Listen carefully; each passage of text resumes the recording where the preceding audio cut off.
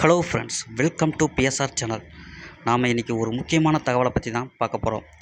அதுக்கு முன்னாடி நம்ம சேனலை சப்ஸ்கிரைப் பண்ணி வச்சுக்கோங்க. நிறைய பேருக்கு சேனலை ஷேர் பண்ணி விடுங்க. அதாவது இந்தியாவில் மீண்டும் முழு ஊரடங்கு வருகிறதா அப்படிங்கிற மத்திய அரசினோட ஒரு அதிரடியான அறிவிப்பை பற்றி தான் இந்த வீடியோவில் நம்ம பார்க்க போகிறோம். அதுக்கு முன்னாடி இந்த வீடியோவை முழுசாக பாருங்கள், ஸ்கிப் பண்ணாமல் பாருங்கள். அதாவது தற்போது பார்த்திங்கன்னா முழு ஊரடங்கு அப்படிங்கிற ஒரு வதந்தி பரவிக்கிட்டு வருது. அது எதனால் பார்த்திங்கன்னா, தற்போது மேற்கு ஆசியாவில் ஈரான் மீது அமெரிக்கா மற்றும் இஸ்ரேல் தாக்கு போர் நிலை வருவதனால உலக அளவில் கச்சா எண்ணெய் மற்றும் சமையல் எரிவாயு விநியோகத்தால் பெரும் சிக்கல் ஏற்பட்டு உள்ளது.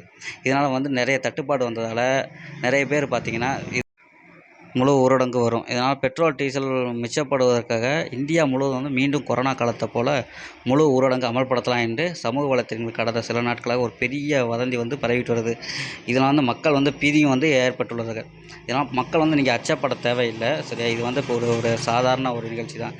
இது அமைச்சர் என்ன சொல்லியிருக்காங்க, இந்த வதந்திக்கு முற்றுப்புள்ளி வைக்கும் வகையில் அமைச்சர் ஹர்தீப் சிங் புரி இந்தியாவில் ஊரடங்கு என பரவும் செய்திகள் முற்றிலும் பொய்யானவை. அரசிடம் அத்தகைய திட்டம் எதுவும் இல்லை என உலகளாவிய எரிசக்தி நெருக்கடியை சமாளிக்க இந்தியா தயாராக இருக்குது. ஸோ அதனால் மக்கள் வதந்திகளை நம்பி பீதி அடைய வேணாம்னு அமைச்சர் தெரிவிச்சிருக்காரு. ஸோ யாரும் பயப்பட வேணாம். இதை பற்றின தகவலை ஹர்தீப் சிங் புரி அவருடைய ட்விட்டர் பக்கத்துலேயும் தெரிவிச்சிருக்காரு. So rumours of a lockdown in India are completely false. Let me state this clearly. There is no so much proposal under consideration by the government of India.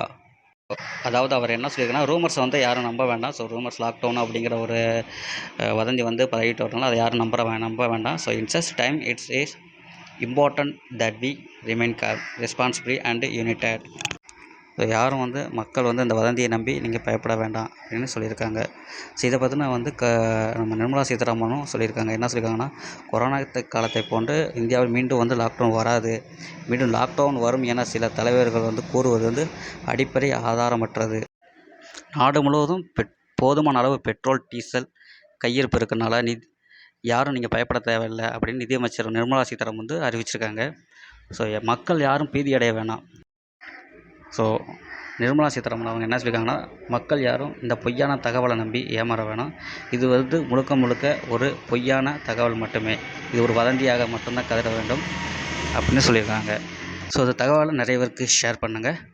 So அடுத்த ஒரு வீடியோவில் சந்திக்கலாம். நன்றி.